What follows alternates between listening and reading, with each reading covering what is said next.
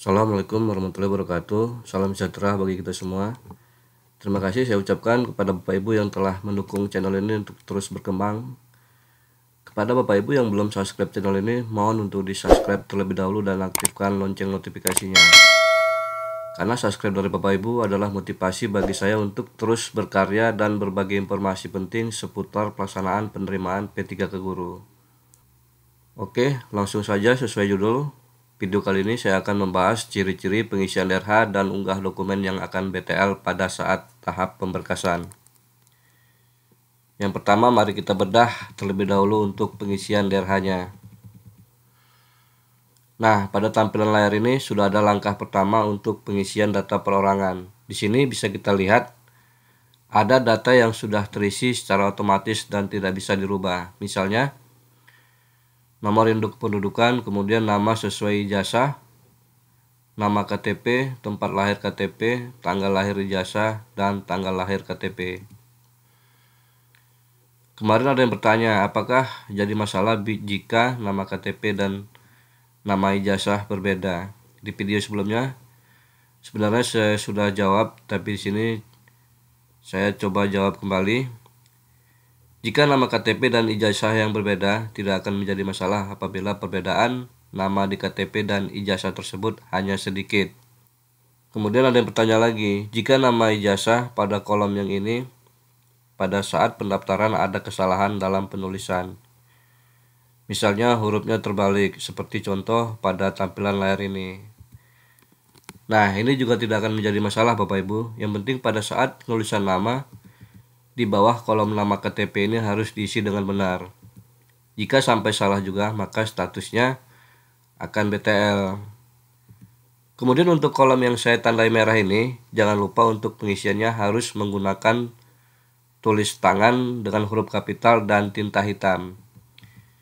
Jika sampai lupa kolom tersebut ditulis tangan, maka status pemberkasannya BTL. Nah, kemudian bagaimana jika data tanggal lahir ijazah salah? Sementara pada saat pengisian DRH, tanggal lahir ijazah sudah terkunci dan tidak bisa dirubah. Kalau sampai terjadi seperti ini, saya sarankan kepada Bapak Ibu untuk menghubungi langsung instansi BKD-nya dan sampaikan ke instansi BKD-nya agar memperbaiki tanggal lahir ijazah yang salah tersebut. Nah, begitu Bapak Ibu, saya rasa untuk pengisian data perorangan sudah sangat jelas. Jadi intinya apabila pengisian data perorangan Bapak Ibu sudah sesuai dengan yang saya sampaikan, maka untuk pengisian data perorangan Bapak Ibu dipastikan aman. Oke, kita lanjut. Nah, di sini ada pengisian alamat domisili dan keterangan lainnya. Saya rasa untuk pengisian alamat domisili dan keterangan lainnya sudah cukup jelas. Maka saya skip saja. Kita lanjut lagi. Sekarang kita masuk ke langkah kedua, pengisian data pendidikan. Untuk data pendidikan yang paling penting adalah pengisian data pendidikan yang kita gunakan pada saat melamar. Verifikator BKD maupun verifikator BKN akan berpedoman pada data yang kita isi seperti contoh pada tampilan layar ini. Jika ada yang tidak sesuai dengan yang dipersyaratkan, maka status berkasnya bukan BTL Bapak Ibu, melainkan TMS. Jadi khusus untuk kualifikasi pendidikan yang tidak sesuai dengan yang dipersyaratkan, itu tidak bisa diperbaiki dan akan langsung di TMS-kan oleh verifikator BKN. Jadi TMS itu sama dengan gugur Bapak Ibu. Contoh singkatnya seperti ini. Misal nih, ketika di awal mendaftar, Bapak Ibu menggunakan ijazah, bukan menggunakan serdik. Jadi seperti kita ketahui bersama, untuk P3K Guru, Bapak Ibu bisa menggunakan serdik sebagai pengganti ijazah atau pendidikan untuk melamar formasi jabatan. Nah, di sini kita contohkan pelamar yang menggunakan ijazah atau kualifikasi pendidikan untuk melamar formasi jabatan dimaksud. Pada tampilan layar ini, contohnya jurusan atau pendidikan yang digunakan pada saat melamar adalah S1 akuntansi.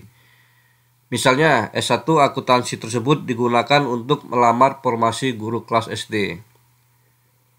Dan ternyata pada saat seleksi administrasi, Bapak Ibu dinyatakan lulus dan berhak untuk ikut seleksi kompetensi. Perlu saya sampaikan kepada Bapak Ibu, jadi kelulusan administrasi bukan jaminan bisa aman pada tahap pemberkasan. Pada saat tahapan pemberkasan, maka kualifikasi pendidikan Bapak Ibu akan diverifikasi lagi apakah sudah sesuai atau tidak sesuai dengan yang sudah dipersyaratkan. Jadi berdasarkan contoh kasus ini, di mana pendidikan S1 akuntansi digunakan untuk melamar formasi guru kelas SD. Apabila ada yang seperti ini, maka bisa dipastikan status Bapak Ibu akan TMS pada saat verifikasi oleh BKN. Karena kualifikasi pendidikan dan formasi yang dilamar tidak sesuai. Jadi ini hanya contoh saja Bapak Ibu.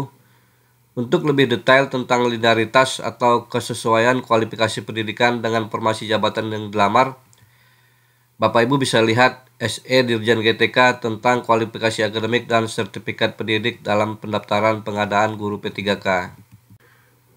Oke, sekarang kita lanjut untuk pengisian data SD, SMP, dan SMA. Jadi untuk data SD, SMP, dan SMA ini hanya sebagai pelengkap saja Bapak Ibu.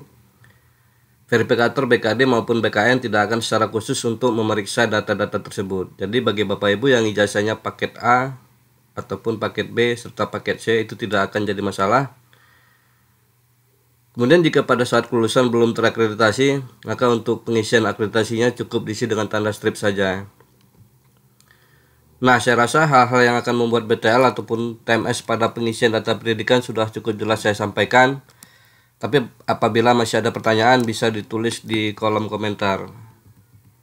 Sekarang saya lanjut untuk menjelaskan langkah ketiga, yaitu pengisian riwayat pekerjaan. Seperti yang sudah saya sampaikan di video sebelumnya, bahwa untuk pengisian riwayat pekerjaan itu wajib diisi sama Bapak Ibu. Pengisiannya dibuat simpel saja, misalnya menggunakan SK 3 tahun terakhir untuk pengisiannya ataupun menggunakan SK awal dan SK terakhir saja.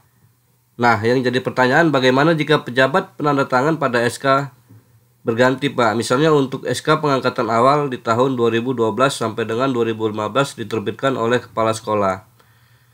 Kemudian SK berikutnya yaitu tahun 2016 sampai dengan 2019 diterbitkan oleh kepala dinas. Dan yang terakhir SK tahun 2020 sampai dengan 2021 diterbitkan oleh bupati. Nah, jika kondisinya seperti ini, untuk pengisiannya bisa dibuat 3 kolom saja Bapak Ibu. Contohnya kolom pertama diisi data SK pengangkatan yang diterbitkan oleh kepala sekolah. Kemudian kolom kedua diisi data SK pengangkatan yang diterbitkan oleh kepala dinas. Serta kolom ketiga diisi data SK pengangkatan yang diterbitkan oleh bupati. Untuk menambahkan kolom pada pengisian riwayat pekerjaan, Bapak Ibu bisa mengklik menu tambah riwayat pekerjaan. Jadi saran saya untuk riwayat pekerjaan lebih baik diisi Bapak Ibu. Karena kalau sampai kosong, maka peluang pemberkasannya bisa menjadi BTL. Oke, kemudian kita lanjut ke pengisian data keluarga. Bagi peserta yang statusnya sudah bercerai, untuk pengisian data suami atau istri di sini harus tetap diisi. Nah, yang jadi masalah ketika sudah bercerai tapi belum memiliki akte cerai. Jika kondisinya seperti ini, maka status perceraian dari Bapak Ibu itu belum diakui secara sah oleh negara. Maka untuk pengisian data status perkawinan di sini masih menikah. Bagi peserta yang sudah bercerai dan sudah memiliki akte cerai, maka untuk pengisian data Bapak Ibu mertua boleh dikosongkan. Untuk pengisian data keluarga tidak ada yang perlu dikhawatirkan oleh Bapak Ibu. Insya Allah jika datanya semua sesuai, maka status Bapak Ibu tidak akan BTL. Oke, sekarang kita lanjut untuk pengisian data organisasi. Jadi untuk pengisian data organisasi bukan hal yang wajib. Jadi boleh dikosongkan oleh Bapak Ibu. Nah, yang penting adalah pengisian kolom keterangan lain-lain yang ada di bawah kolom data organisasi. Misalnya nomor SKCK, nama pejabat penandatangan SKCK harus diisi sesuai dengan SKCK yang kita miliki. Termasuk surat sehat jasmani dan rohani dan surat bebas nafkah. Jika ada kesalahan dalam pengisian data-data tersebut, maka status pemberkasannya akan BTL. Nah, itu tadi ciri-ciri atau contoh pengisian DRH yang akan BTL. Kemudian untuk ciri-ciri dokumen atau unggah dokumen yang akan BTL akan saya bagikan di video part 2. Untuk sementara sekian yang bisa saya sampaikan kepada Bapak Ibu. Terima kasih, saya akhiri. Wassalamualaikum warahmatullahi wabarakatuh.